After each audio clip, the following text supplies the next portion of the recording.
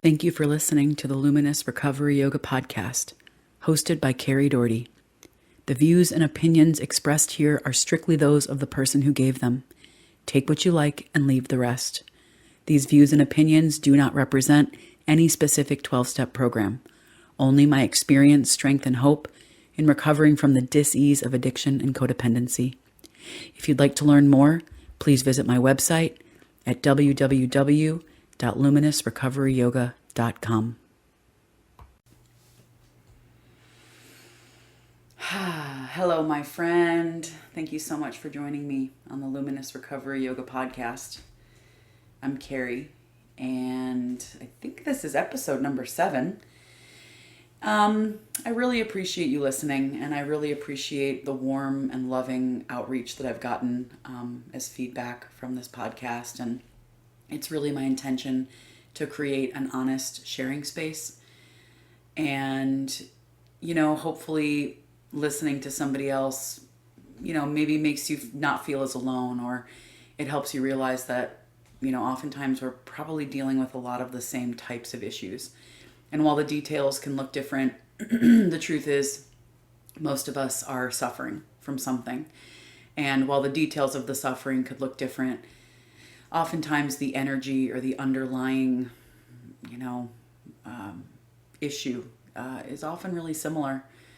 And so, one of the things I've learned in 12-step recovery is to not compare, but identify. And so, rather than comparing your problems to my problems, identify the common ground, identify the human suffering, and just if there's something that I say here that helps you, I'm honored. So thank you so much for listening, and I'm really happy to be here today. Today I want to get honest, and I want to tell more of my story. I feel like I tell parts of my story, but I find more and more that I want to tell people the whole story. And I want to tell my whole recovery story, not just the parts of it that I tend to tell.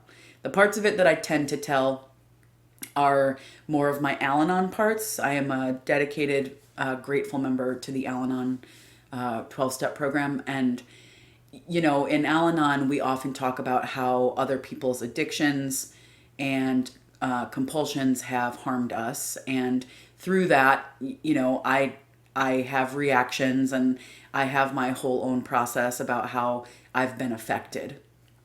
And having been affected, I have picked up a lot of those same tendencies as the addict or the alcoholic.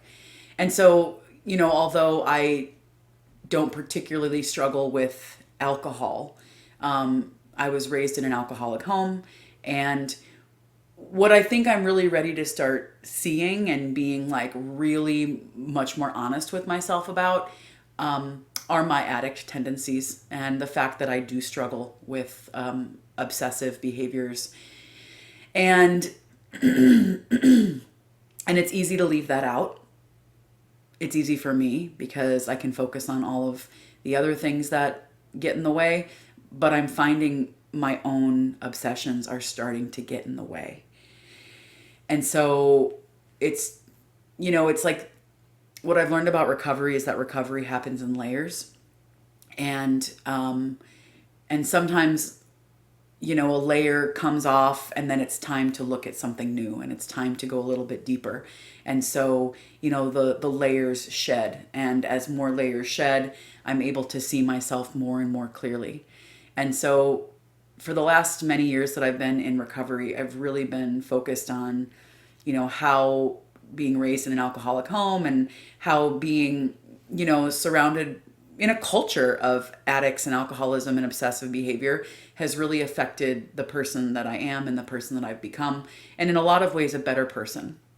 I've really learned things through 12-step recovery that the truth is I don't know where I would have gotten that anywhere else. And it's created this complex relationship with alcoholism where suddenly I'm grateful for it. And that's really interesting. It's interesting to feel grateful for something that at certain points in my life have brought me a lot of distress.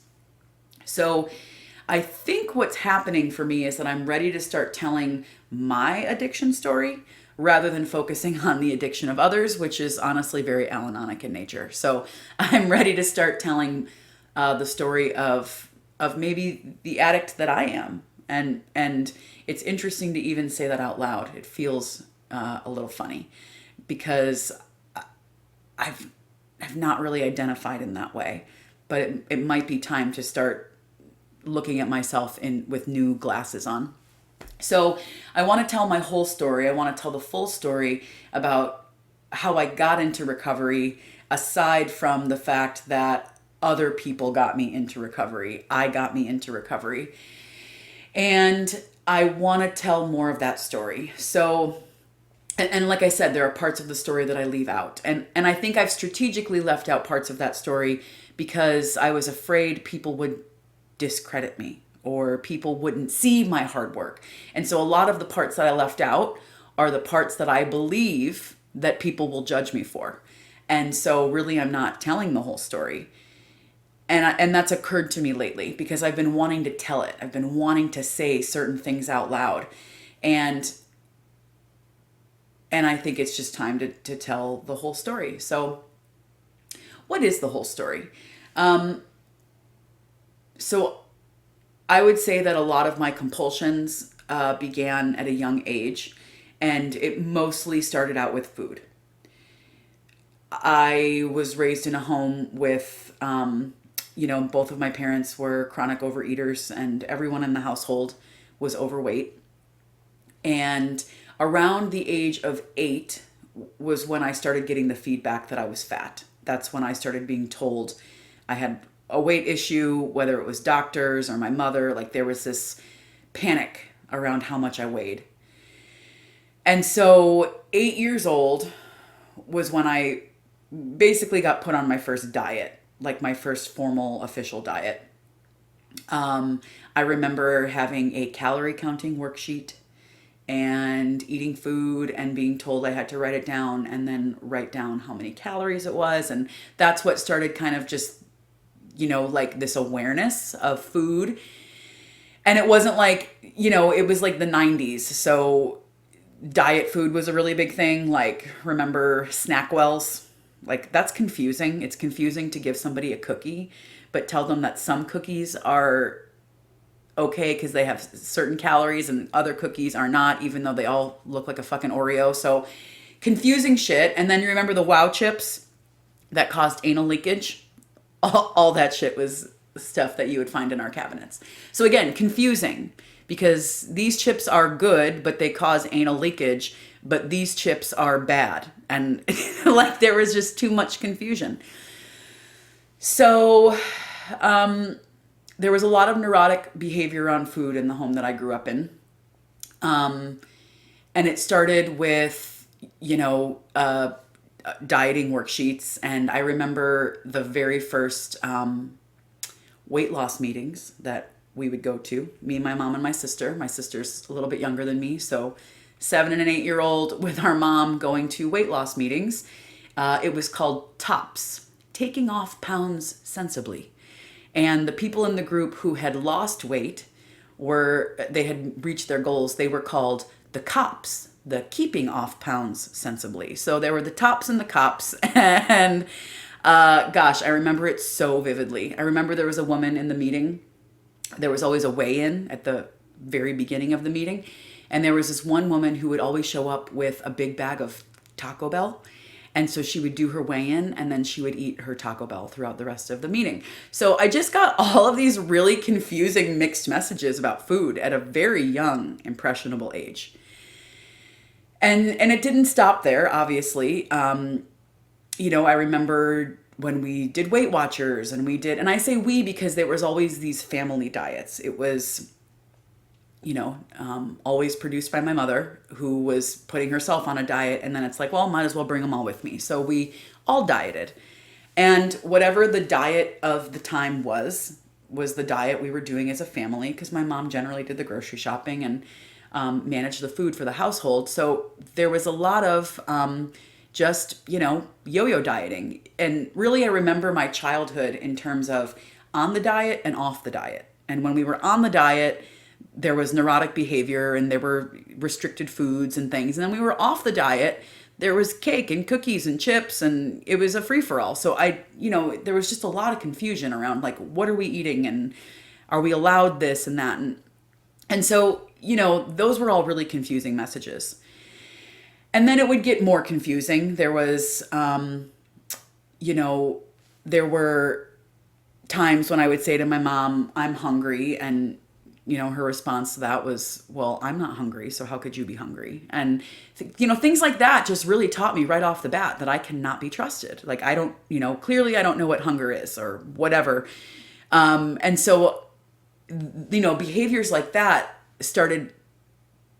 I would start to sneak food, or I would find myself in a situation where I was not being monitored and I was like, I just like shoving food in my pockets and in my cheeks. And I think that the long-term effect of that was this neuroses that I was never quite sure of my next meal. Like that was kind of how it manifested, because ultimately I would eat like it might be the last time I would be offered food, even though everywhere I went, there was always food everywhere all the time.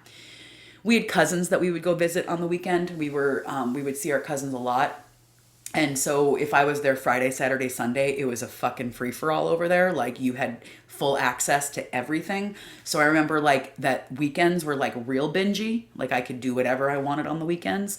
And then again, I'd get picked up on Sunday night and it was back to whatever regiment we were on. So just a lot of crazy behavior around food. And food became, I would say food was the first, state sanctioned drug that was introduced to me as something that was readily available, and it's definitely mood altering, especially certain types of foods. So, my very first neurotic obsession was around food. And then as I continued to get older, I started to get fatter and, just chubbier. And then there became more neurotic behavior around that.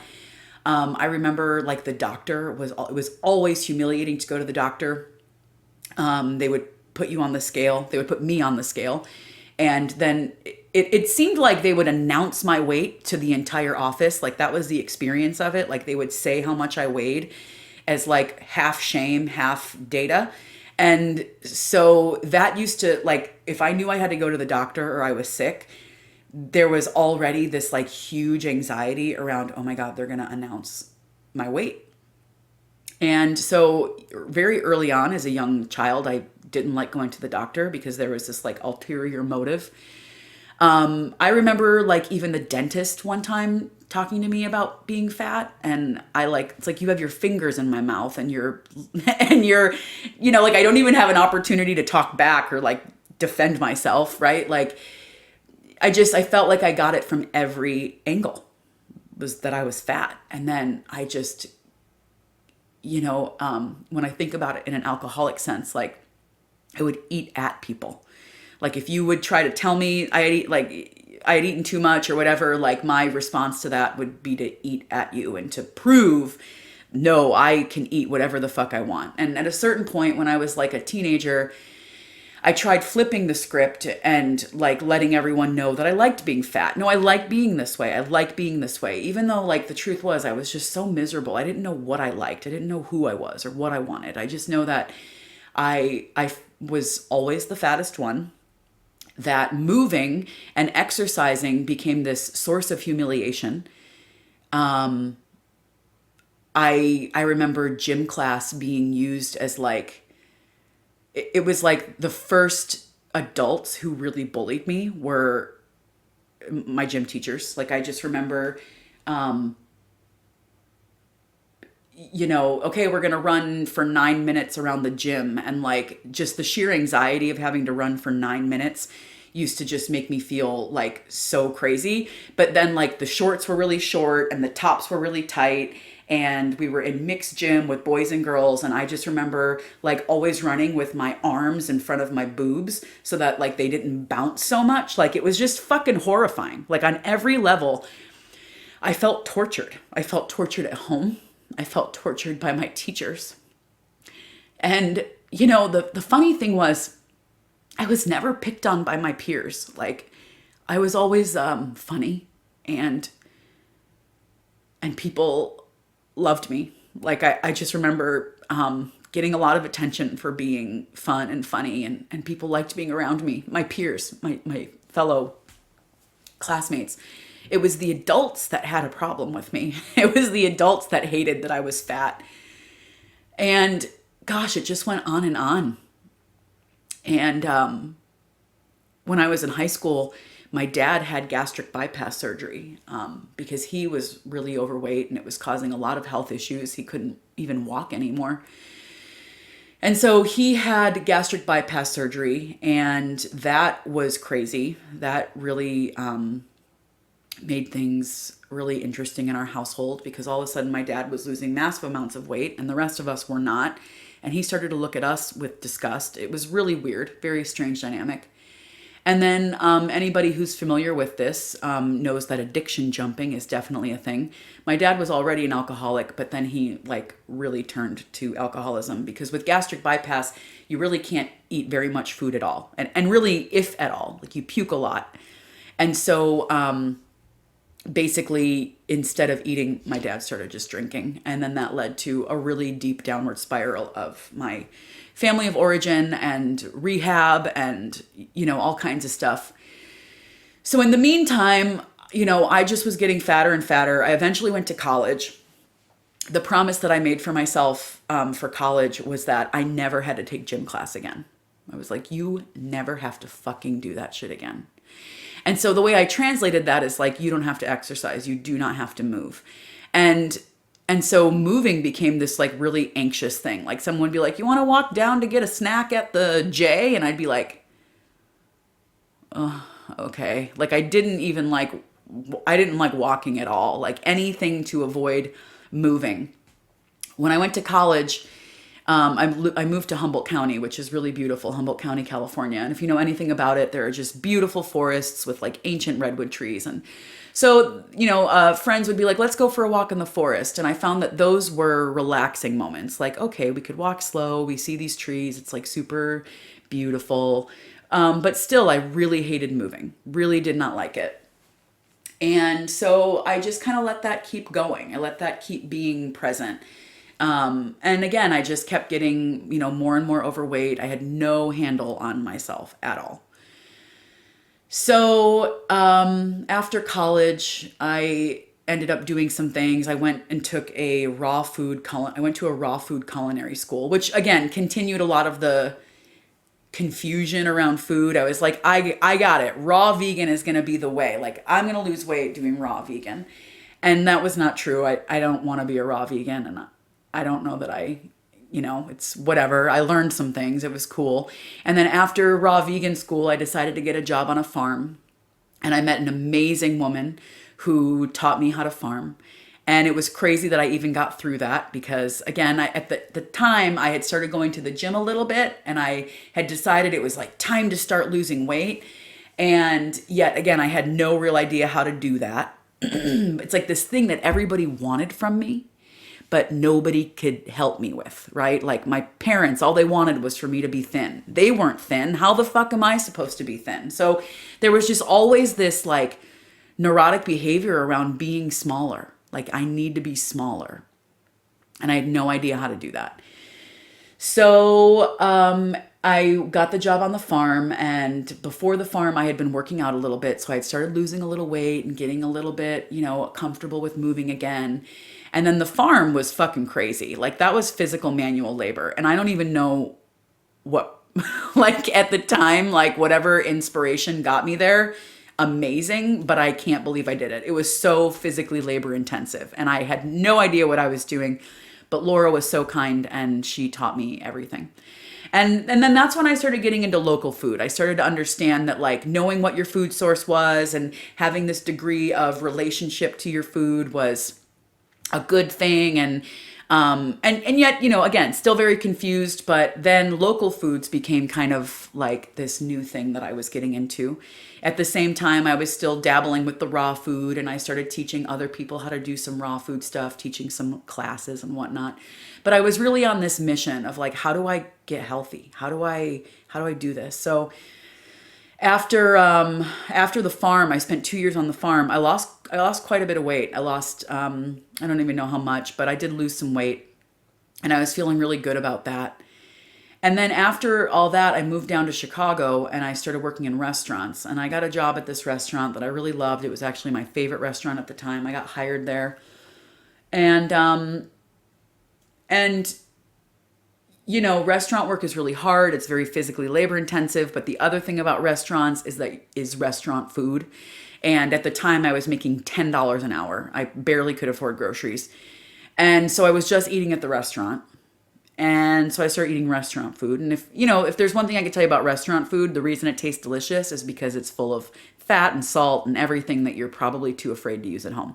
So working at the restaurant, slowly but surely, the weight starts creeping back on. I met lots of friends. One of our favorite pastimes was going out and drinking and then going to a restaurant at 2 o'clock in the morning. I would eat the biggest plate of food and then go home and whatever, get up and do it again.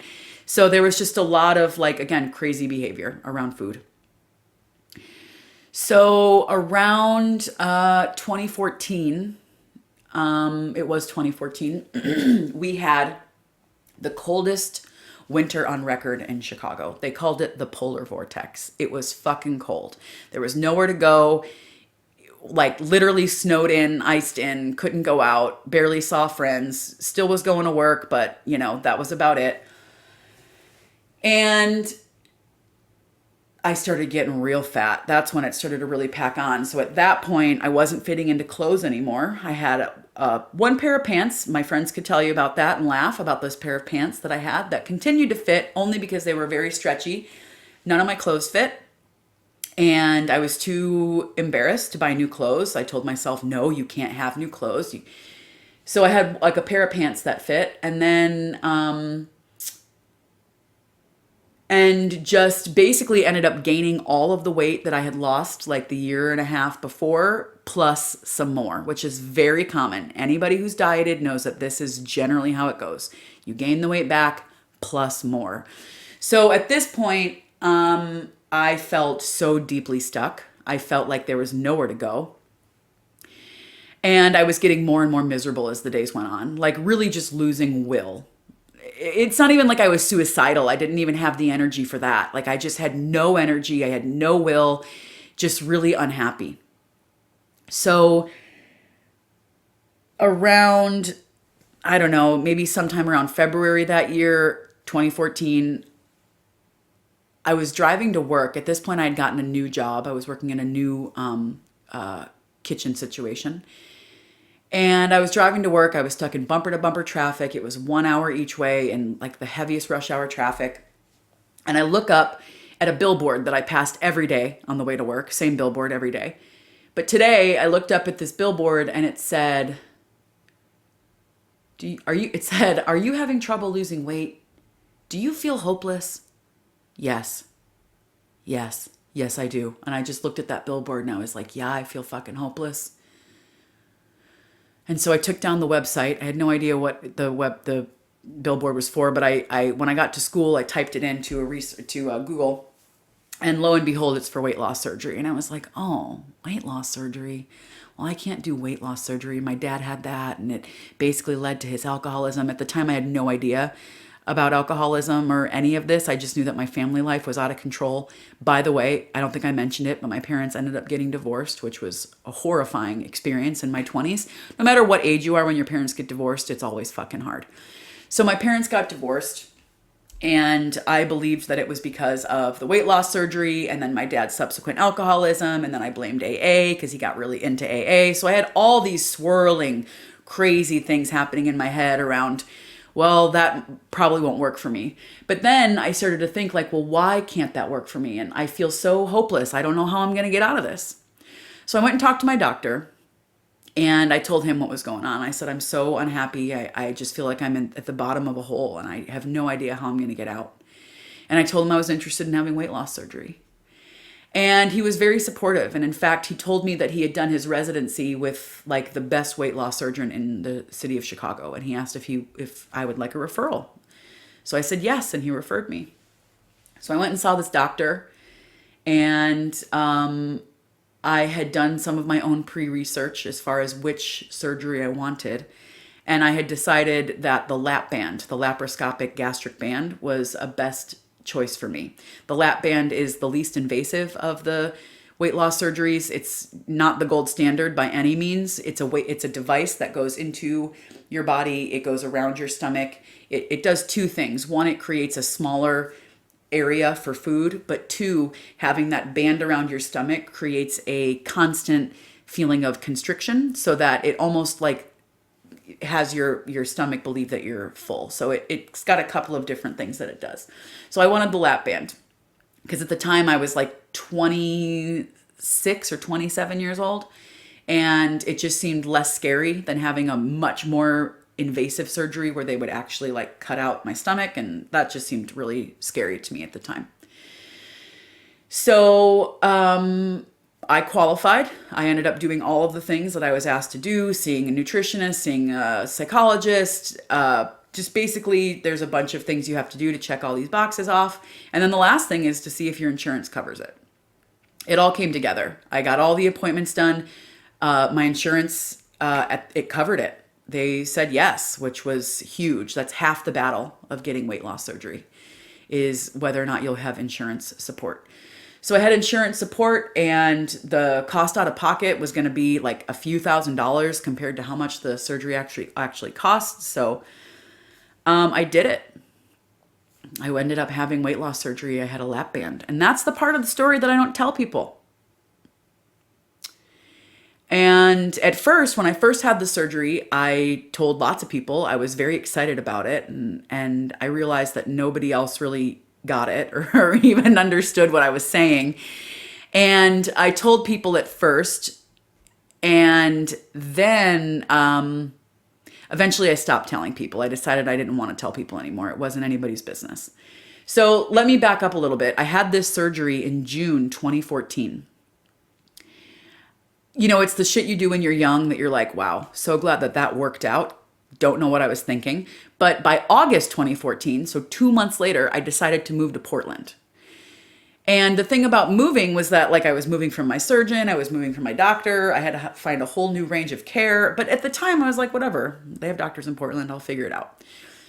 So I get to Portland. I had gotten a new job, and they offered Kaiser insurance. So I call Kaiser. I say, hey, I just got this lap band. What do you do to help people with lap bands? And they're like, oh, we don't do lap bands. We do gastric bypass surgery. That's it. We don't help lap bands. We don't service lap bands. The only thing we do is take lap bands out. So if you come to the hospital and you've got an issue with your lap band, the only thing that we will do to help you is take it out. And I was like, well, that obviously was not what I was looking for. So they told me, we do have the name of a naturopathic doctor that services lap bands. And I was like, what the fuck does any of that mean? So I had no idea what a naturopathic doctor was. I just moved to Portland from Chicago, and we didn't have naturopathic doctors in Chicago, at least not any that I was aware of. So I ended up getting hooked up with this doctor who is incredible. This doctor, this woman, Dr. Kelly, changed my life. Like, absolutely changed my life. There's no way that I would have had the experience that I had with this lap band had I stayed in Chicago. So like, that's the beautiful, incredible part, is like, holy shit, it worked out. But it took a lot of bravery. I don't know what I was thinking at the time, and maybe that's it. Maybe I wasn't thinking. But I was going on my feelings, and I got out to Portland. I met this doctor, and, you know, at first, she was helping me get the lap band at the place where it needs to be. The thing about the lap band is you have to have adjustments. Whereas like other weight loss surgeries, you have the surgery and then that's it. The lap band requires a certain level of maintenance. And I don't want to get into the details of it, but it requires maintenance with a specialized doctor. So once me and the doc got the band in a good place, I still wasn't losing weight. Because the thing about the lap band is it takes a lot of intervention. Like you have to do things to make that work. And that's why a lot of people don't like the lap band. There's a large percentage of the population that does not do well or is successful with a lap band. So, but I was determined that I would be a poster child because that's generally how I am. Again, it goes back to Al-Anonic behavior, but ultimately I was going to win lap band. So I told Dr. Kelly I wasn't losing weight. And so she said, well, let's do a ketogenic diet. And then, I'm also going to teach you about intermittent fasting. So this was before keto was cool. So there was no like fun keto breads or things like that. I had to read every label for everything I put in my mouth. I was even doing blood samples. Like I would eat a meal and then I would take a blood sample. I would prick my finger, take a blood sample on these special, very expensive keto strips, and I would monitor my blood to make sure that what I had eaten hadn't knocked me out of ketosis. It was very serious. It was a very serious diet. It was serious dieting, more serious than I had ever really done at that time. So I did that and I started losing weight. And then I started coupling that with intermittent fasting. And, the thing about the intermittent fasting and the keto diet is it just, while it worked and it did exactly what it was supposed to do, it did create a new level of food neurotic behavior. It was extreme dieting. It was meant to be extreme. It was meant to have a huge impact. And it did. I lost 150 pounds. And in that time, so while I was doing all that dieting, I'd also discovered hot power yoga. And I started really hitting yoga very hard. Like I was going 7 days a week. And there were times, and I admit that this wasn't good. I was fasting for days at a time, sometimes 2 to 3 days at a time, and then going and doing hot yoga. And people are like, how did you even do that? Like, I don't know. I was just doing it. And in hindsight, that was all just, again, obsessive behavior. I had a goal in mind and I was going through anything possible to achieve that goal. So I lost 150 pounds. And the catch is, this is the thing. I still felt like shit. I was still very unhappy, very neurotic, still having all of the exact same problems with men. And really the thing I was convinced about, like the reason I had this surgery is because I said to myself, the reason you don't have the things you want is because you're fat. And if you would just lose weight, your life will be better. So I did that. I lost the weight. And it turns out, dear friend, listener, that did not solve any of my problems. In fact, it just created a new set of problems because now people were looking at me differently. I felt differently about me. I would check myself out in all new ways. It was so crazy. I needed all new clothes. Like everything changed. Except for the things that I thought would change, which was my happiness level and that I would feel good. And in fact, I just got like really scared. Then I was really scared about being fat again. And like it was just, again, nutty. So around this time, again, having lots of issues, I met a really dear friend who ended up introducing me to Al-Anon. And I ended up getting into 12-step recovery. So at the same time, I was doing yoga and I was doing my 12-step recovery. And this was when, I started to learn some skills. Like I had so much to unpack. At this point, I had no idea when I entered Al-Anon. Like, I'm going to tell you this. Like, my dad went to rehab. We never had any family counseling sessions. Nobody ever asked me to go to an Al-Anon meeting. Nobody told me what Al-Anon was. I had no idea that my family had been affected by the family disease of alcoholism. If I told someone my dad went to rehab, they'd be like, your dad's an alcoholic? And I'd be like, no, my dad's just an asshole. Like, I don't know what an alcoholic is. Like, he just went to rehab and he's an asshole. Like, that's it. Like, I didn't know. I had no idea. I had no idea what was happening in my life. I just knew that things sucked and I didn't know why they suck and I didn't know how to get out of it. But this is what I'm saying about recovery being in layers, because the first layer, the first barrier that needed to be removed for me was the physical weight. Because I believed the physical weight was the thing holding me down. Turns out it wasn't. It was in some ways, but ultimately I was the same person. And yet I needed that layer to be removed in order to get to the next layer, in order to see the next part of myself. Because once that was no longer the obstacle, then I had to really look at what the obstacles were.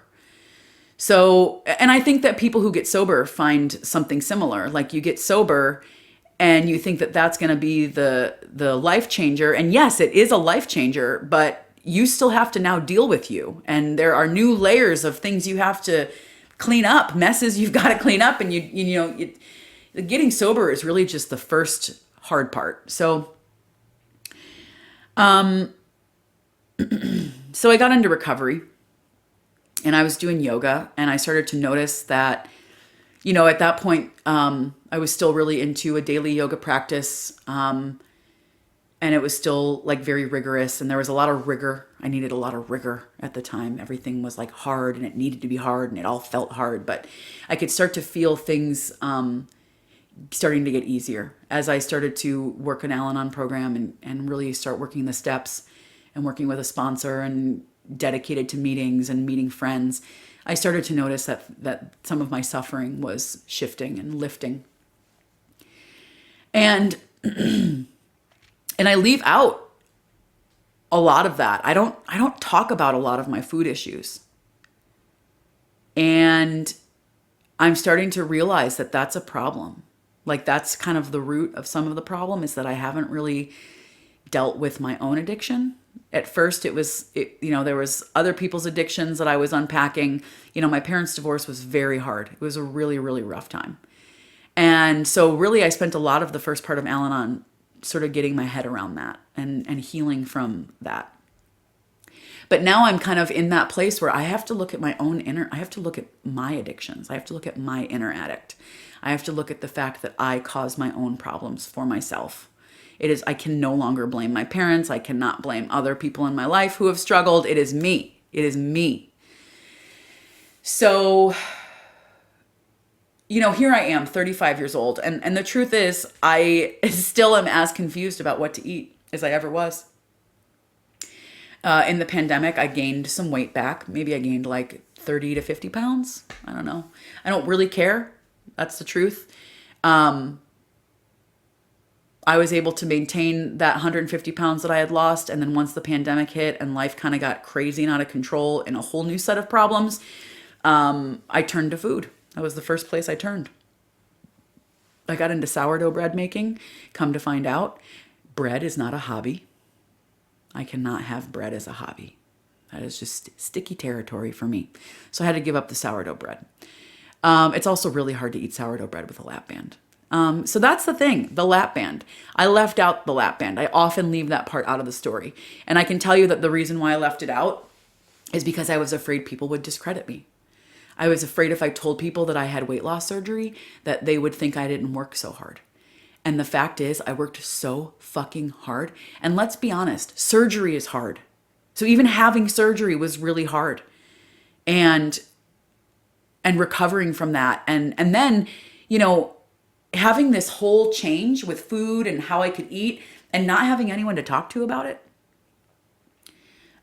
Because there was nobody else that was really like I could tell friends, I had told close friends about it, but like no one really gets it unless you've like had it. Food can get stuck in the band and it's a whole thing. I call it having an episode. I would have episodes while I was sitting at dinner with people and I'd be just sitting there dying and not say anything. It made dating kind of weird at first. Like I was really unsure how to eat on a date so that I didn't have an episode on a date. Like it was just weird. It was all weird. And I just like navigated it on my own. And then, like I said, I got into recovery, and most of what I was recovering from was from other people's addictions and my relationship to that. But now I'm ready to deal with my own. I'm ready to deal with my own addictions and my own compulsions and my own behavior that gets me in trouble. And I just want to be honest about it, because the truth is, the nature of the solution is really dependent on how honest I'm willing to be about what the problem is. I can't find solutions if I'm not willing to be honest that there's a problem. And lately, I've been feeling like there's a problem. Like I eat like my tendency is to want to eat fast food. And by fast food, I mean like frozen foods, bagged foods, anything that I don't have to necessarily make, even though I'm a trained chef. I've got lots of food skills. I've taught cooking classes. Like I have lots of information. It's not about having information. I've got information. It's about addiction. It's about dependency. Like the thought of changing some of my ways right now feels sad. Like I feel a grief for letting go of some of these things that I'm holding on to right now. And I'm just ready to start being honest about it. And so one of the things that I realize I leave out of my recovery story is food addiction and my own food addiction and like a whole lifetime of really neurotic behavior around food. And, you know, I've gone to some OA meetings. I went to some Overeaters Anonymous meetings, and I still felt more at home in Al-Anon because I feel like the nature of some of my food addiction is control. Like a lot of it does come down to control. And when I feel out of control, food is something I have control over. And like lately, you know, and I've shared this in another podcast episode, like I've gone through a breakup, a couple breakups recently. And like, I'm still sad, like I'm still dealing with that grief and sadness. And so what's really popping up is food. Like that's what's available. That's what's there. It's comforting. And I find that I'm struggling. And I feel like parts of me back to that square one of like, uh-oh, I'm in the hole. I might not be at the bottom of the hole, but I'm back in the hole. I can see sunlight. I see it's up there, but I'm still in a hole. And I need help. And that's where I'm at. It's time to reach back out for help. And I've got some ideas. I've got some things I want to try. But, you know, the first part of all of this is awareness. And in Al-Anon, we have the 3 A's: awareness, acceptance, action. Your traditional Al-Anon will tell you that we all like to start with action. Let's just get right to it. Let me just jump in head first. Let me just get right into the fix it, the thing I need to do. But that is not recovery for me. Recovery is when I start with the awareness that there's a problem, that I need help. And then after awareness is acceptance. And it's funny because sometimes I forget what the middle A is. I'm like, what's that middle A again? I know that there's awareness and I know that there's action, but what's that middle A? The middle A is acceptance, because acceptance is fucking hard. It's hard to accept what's happening without judging it or wanting to fix it or change it or throw my hands up or call myself a loser. That's not acceptance. Acceptance is when I can be with what is and look at it for what it is and just be with it. And so I might be inching closer towards acceptance because right now I'm very aware that I feel bad. Like I don't feel my best. I feel tired a lot. And, you know, granted, there's a lot of changes in my life and I'm doing my best to take it easy on myself, but I do know that I don't feel that good. And I know that a lot of it stems from what I'm eating and when I'm eating. I've recently started eating breakfast, which is huge. I eat 2 soft-boiled eggs every morning. Before, and again, this was like up until a couple months ago, I would drink coffee in the morning and then I wouldn't eat until like sometimes 5 o'clock at night. And then I would eat like, I would be like, oh, I haven't eaten all day. I'll have ice cream or a cookie or whatever the fuck I want because you haven't eaten all day. You eat what you want because you haven't eaten all day. Like, that's crazy. Like, eat something. Why do you have to brag about not eating all day? Like, what is going on?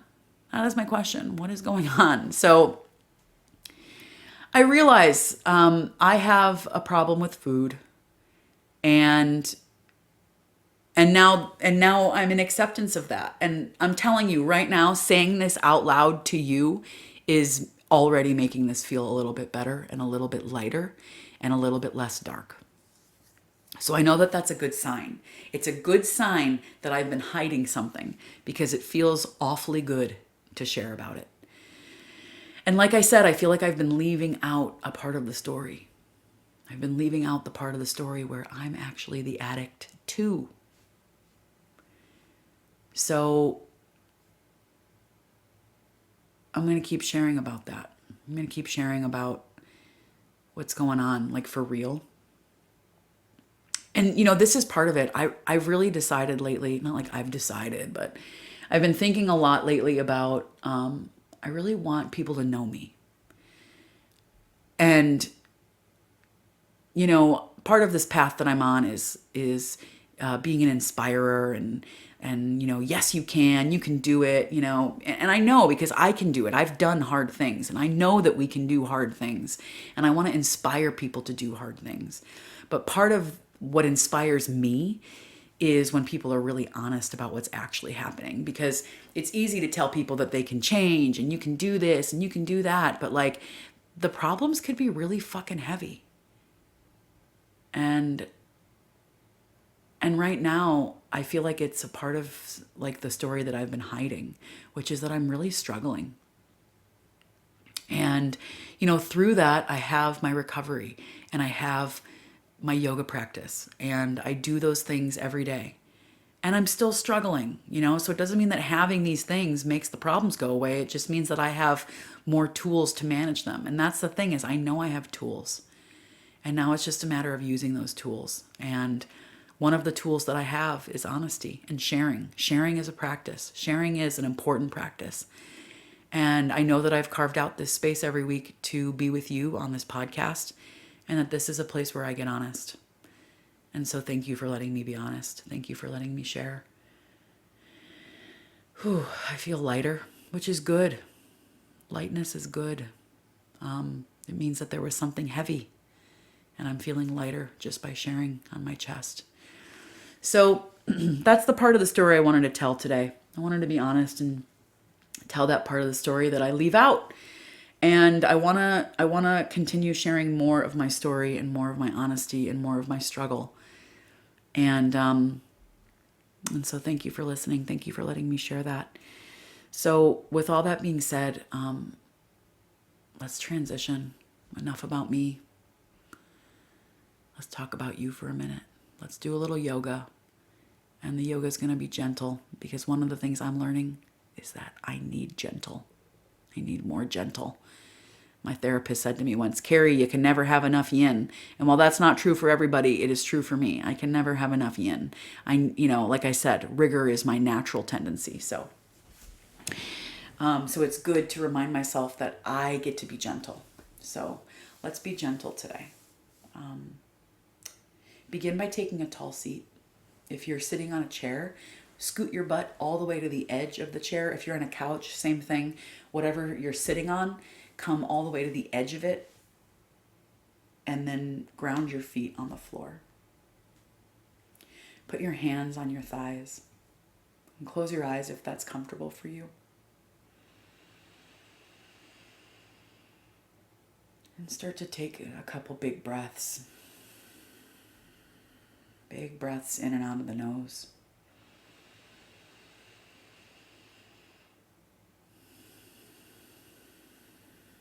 Just notice where your feet are, right beneath you, right on the floor.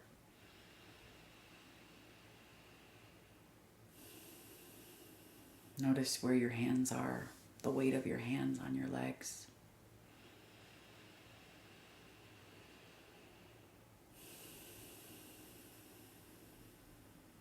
Lift your shoulders up to your ears. Roll them down your back. Drop your chin to your chest and just roll your neck and your head from ear to ear.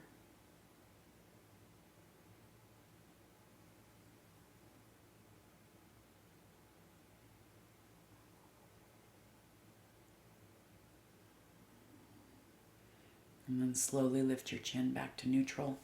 Reach your arms over your head. Interlace all 10 fingers. Flip your palms to face up and take a big full stretch.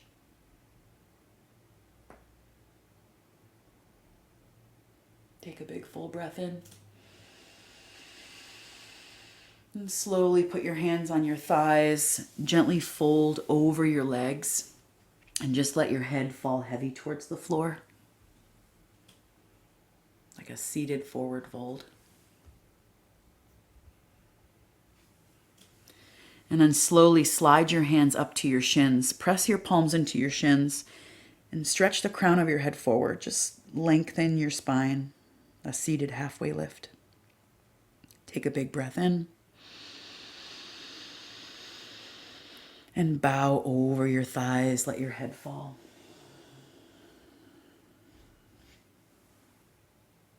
Slowly sit back up. Reach your arms over your head. Take a full breath.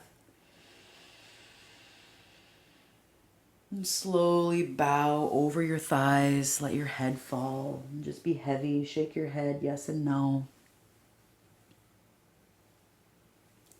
Slide your hands back to your shins. Find your seated halfway lift. Take a big full breath. And bow forward over your thighs. Slowly sit up. Put your right hand on your left knee. And put your left hand on your low back and just slowly begin to twist.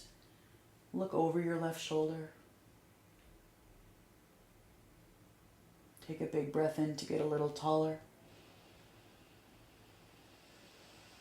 And exhale to twist a little deeper.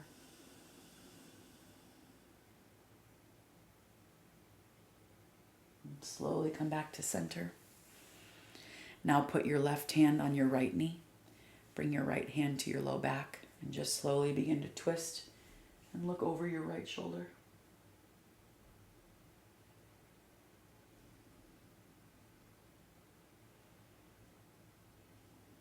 Take a big breath in. Twist a little bit deeper. And slowly come back to center. Reach down and catch your right ankle and slowly pick your ankle up off the floor. Put your right ankle on top of your left knee. We'll do a seated figure 4.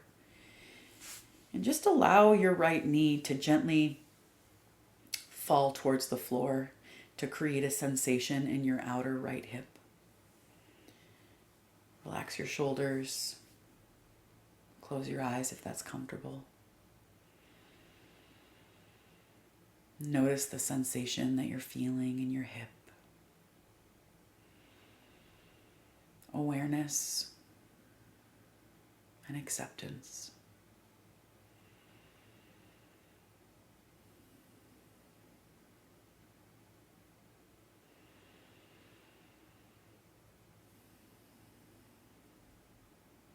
Take another big breath in. And a full breath out. And slowly, gently reach for your foot, put it back on the floor, and then reach for your left ankle. Catch your ankle, put your ankle on your knee, and we'll take this seated figure 4 on the other side. Again, allow your knee to just slowly drop towards the floor to create a sensation in your outer left hip.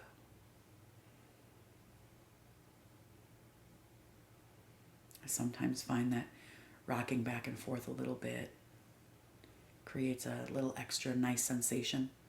So just notice if that's something that you need.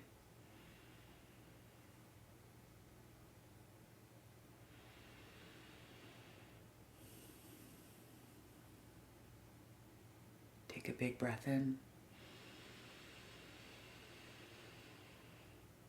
And a big breath out. And slowly put that foot back on the floor. Come back up to a seat. Put your hands on your thighs. Lift your shoulders up to your ears. Roll them down your back. Find a nice broad chest. Close your eyes if it's comfortable.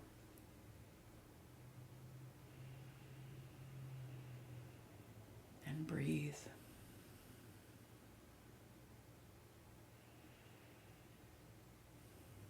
Just take this moment to notice your physical body. Notice how you feel without judging it or fixing it. Awareness and acceptance.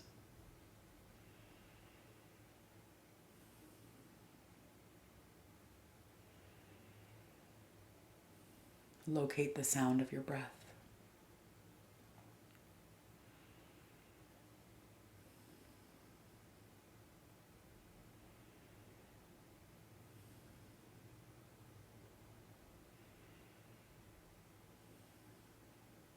Take a big, full, deep inhale. And slowly exhale. Bring your palms to touch at the center of your chest. And just take a moment. Notice how you're feeling.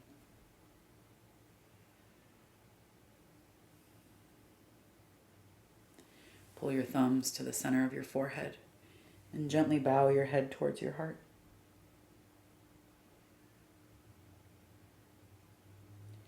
In honor of you and me and our recovery, I bow to you and say namaste, dear friend. Thank you so much for joining me. I hope that you enjoyed this episode. And if you're feeling generous, I would love it if you left a comment and a review. If you're using Apple Podcasts, if you're watching this on YouTube, please just drop in the comments if there was something you took from this episode. And I would love it if you share this podcast with a friend. I'll see you next week. Thank you so much for joining me. I love you. Thank you for listening to the Luminous Recovery Yoga Podcast. If you'd like to support the show, please consider joining my Patreon or leaving a comment and review if you're listening on Apple Podcasts or YouTube.